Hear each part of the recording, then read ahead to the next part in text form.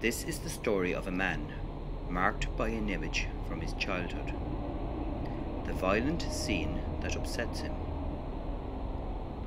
Nothing sorts out memories from ordinary moments. Later on, they do claim remembrance when they show their scars. That face he has seen was to be the only peacetime image to survive the war.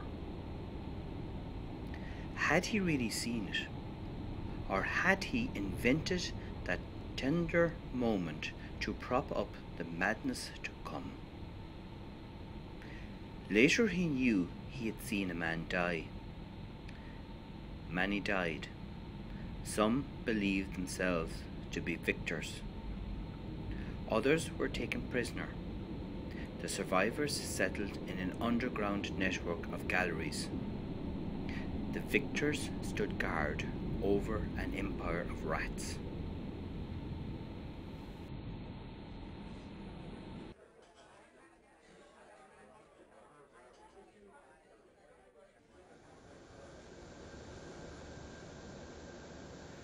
The prisoners were subjected to experiments, apparently of great concern to those who conducted them.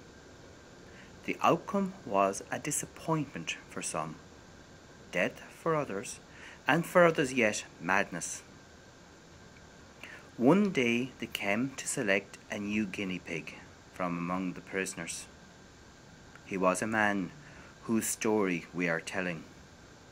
He was frightened. He had heard about the head experimenter. He was prepared to meet Dr. Frankenstein, or the mad scientist. Instead, he met a reasonable man who explained calmly that the human race was doomed. Space was off limits. The only hope for survival lay in time, a loophole in time, and then maybe it would be possible to reach food, medicine, sources of energy.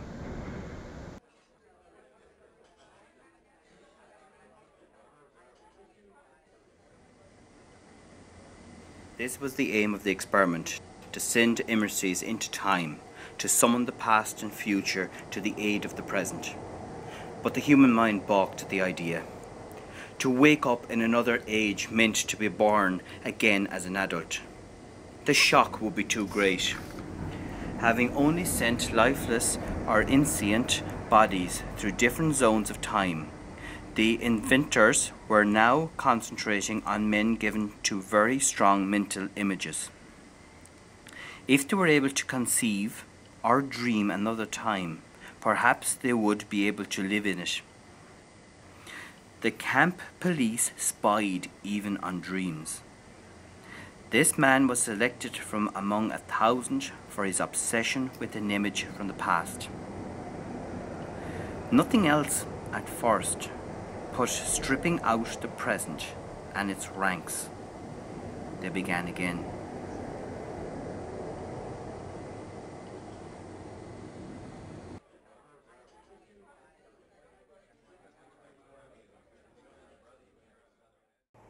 The man doesn't die, nor does he go mad. He suffers. They continue. On the 10th day, images begin to ooze, like confessions.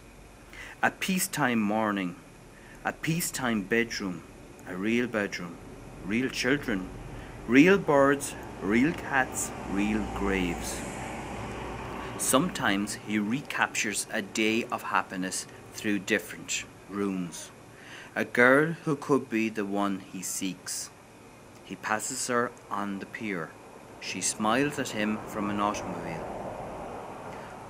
Other images appear, merge in that museum, which is perhaps that of his memory. When he recovers from his trance, the woman has gone.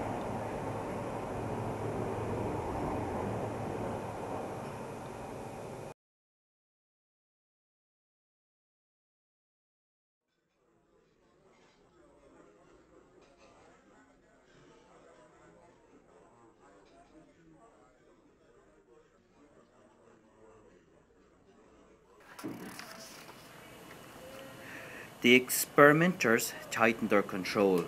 They send him back out on the trail. Time rolls back again. The moment returns. This time he is close to her. He speaks to her. She welcomes him without surprise. They are without memories, without plans. Time builds itself painlessly around him. Their only landmarks are the favour of the moment they are living and the markings on the wall.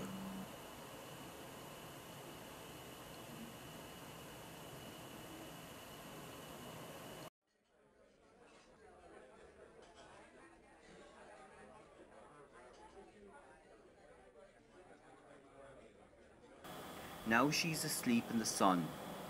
He knows that in this world to which he has just returned for a while, only to be sent back to her, she is dead. She wakes up. He speaks again. Of a truth too fantastic to be believed, he retains the essential. A unreachable country, a long way to go. She listens. She doesn't laugh. Is it the same day? He doesn't know. They shall go on like this, on countless walks in which an unspoken truth, an unadulterated trust will grow between them, without memories or plans, up to the moment where he feels, ahead of them, a barrier. It was the starting point for a whole series of tests, in which he would meet her at different times. Sometimes he finds her in front of their markings. She welcomes him in a simple way. She calls him her ghost. Around the 5th day, they meet in a museum filled with timeless animals. Now the aim is perfectly adjusted.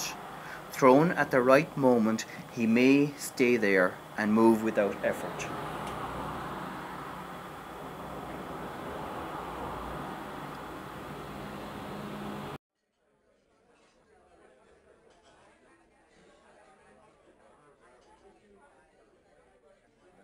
She too seems tamed. She accepts as a natural phenomenon the ways of this visitor who comes and goes, who exists, talks, laughs with her, stops talking, listens to her, then disappears. He recited his lesson. Because humanity has survived, he could not refuse to its own past the means of its survival. This was taken for fate in disguise. And deep in this limbo, he received a message from the people of the world to come. They too travelled through time, and more easily. Now they were there, ready to accept him as one of their own. But he had a different request. Rather than this pacified future, he wanted to be returned to the world of his childhood and to this woman who was perhaps waiting for him. But first of all, he looked for the woman's face at the end of the pier.